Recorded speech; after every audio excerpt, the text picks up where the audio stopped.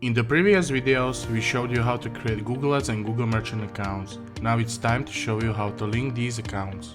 The Google Merchant Center collects information about the products you offer in your eShop.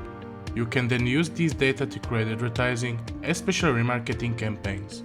Therefore, you need to link it with Google Ads. The first step is to log into your Google Merchant Center account. In the settings menu, click on to link accounts.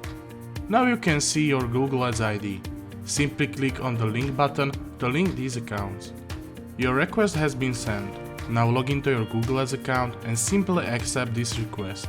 You will do that by clicking at the Tools and Settings, then scroll down and click on the Google Merchant Center account details. After that, you will find this request and you simply accept it. Now you have linked your Google Ads and Google Merchant accounts. If you like this video, don't forget to subscribe or watch the next video.